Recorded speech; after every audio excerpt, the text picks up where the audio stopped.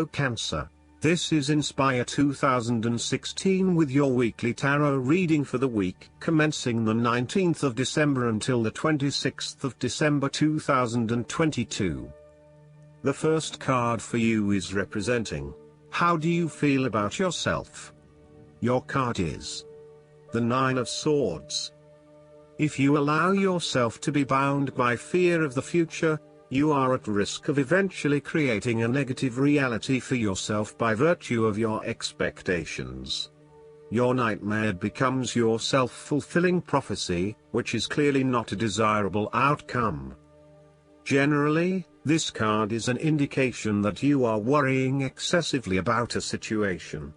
You are literally being kept up at night because you are so anxious about a particular issue. It is possible you are working yourself up unnecessarily and, if you were to look at the situation more objectively, you may come to realize that it is not as bad as you are making it out to be. In fact, all that worry and despair is what is making it worse, so rather than fretting about it, do something to change it. Although most people experience fear, frustration and uncertainty at some point in their lives, you should not allow those negative emotions to immobilize you or keep you from pursuing your goals with enthusiasm and hope. Expect at least some level of uncertainty in the future, and draw upon your inner strength to remain as flexible and adaptable to that uncertainty as possible. The Nine of Swords can also indicate that you are being incredibly hard on yourself, putting yourself down or engaging in negative self-talk. For every mistake you make, you blame yourself and become worked up and angry at yourself for messing up again.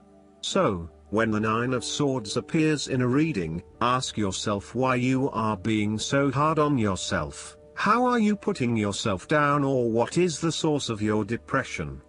What can you do to make yourself feel better? You may need to make a more conscious effort to quit the negative self-talk and replace it with positive reinforcement for a job well done. The second card for you is representing, what do you want most right now? Your card is the Queen of Swords. You want to be independent in thought and in judgment. Therefore, you must use your unbiased intelligence in order to make a judgment of a particular situation, drawing upon every piece of information and fact that you have gathered along the way. Empathy or compassion towards others may distract you from the task at hand, so it is important that you think with your head and not with your heart at this particular time. Do not let emotion get in the way. Rather, use fact and logic to make your decisions. The Queen of Swords also has an innate ability to tell it like it is. She is a quick thinker and highly perceptive, and as such, she can cut through the noise and confusion to get straight to the point. There is certainly no beating about the bush, or softening of her comments, opinions and thoughts. She is upfront and honest about her opinions, and expects the same from others. The best way to interact with the Queen of Swords, therefore, is to remain as impartial as possible, and to present your thoughts and opinions concisely and honestly. The third card for you is representing your fears. Your card is the Ace of Wands. You are finding it difficult to clearly define what it is that you want. This lack of direction may be sapping your energy levels and leaving you feeling incredibly unmotivated and uninspired. As a result, you are often asking yourself if this is what you really want in life and whether there would be something better elsewhere. However, when you think about what other opportunities might appeal, you may struggle to really know what you want. To remedy this, you need to first focus on where your true passions lie. There is no point working towards a goal if you are not motivated or excited about reaching that goal. So, take some time to contemplate what it is you really aspire to and what you want to achieve out of this situation. The Ace of Wands can also indicate that you are weighed down by existing responsibilities and commitments and therefore cannot pursue the new ideas that you have. you need to revisit the Ten of Wands and release yourself of some of those burdensome responsibilities so that you can free up your time to pursue your newfound passions. Alternatively, you may take a break from your usual routine in order to allow your new ideas to flourish and grow. The Ace of Wands can indicate frustrating delays are getting in the way of you being able to progress with your projects and ideas. You are likely to feel very impatient at this time, particularly if you are highly action-oriented and you have just started to gain momentum in your activities. You might also be in a position where you have an amazing idea but you have not yet found the right outlet for that idea. Again, you are beginning to become increasingly impatient that you have not been able to manifest that idea just yet, but perhaps that is for the best. Timing is essential, so be patient and wait for the best opportunity. The fourth card for you is representing what is going for you. Your card is the Ace of Pentacles. You may see new opportunities come your way to generate a new source of income, or you may be lucky enough to receive a financial gift or windfall. On a broader level, this ace indicates abundance in all areas of your life and a general feeling that you are indeed blessed and deserving of everything that comes your way. Operate by the law of attraction, and send out positive energy into the universe so that you may receive abundance in return. The Ace of Pentacles is about manifestation of your goals, and that you are moving into a more positive state of mind about what you are capable of achieving. Your ideas are ready to be turned into something tangible. Figure out what will work and make it a reality. Thus, the Ace of Pentacles sees you starting to map out how exactly you will achieve your goals, by creating targeted action plans and getting those actions underway. There are opportunities that are becoming available to you that will help you to manifest your goals and realize your inner potential, whilst at the same time generate some level of income and financial support. You are beginning to see that the world is indeed your oyster and that through careful planning, you can manifest your true goals and desires.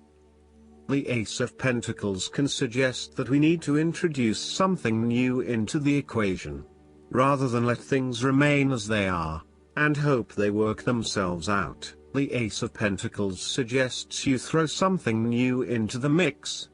Consider something that is out of character or something you might not ordinarily do, or get around to doing.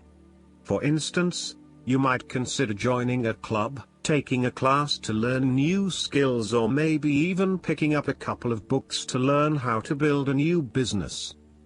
The fifth card for you is representing what is going against you. Your card is the Eight of Wands.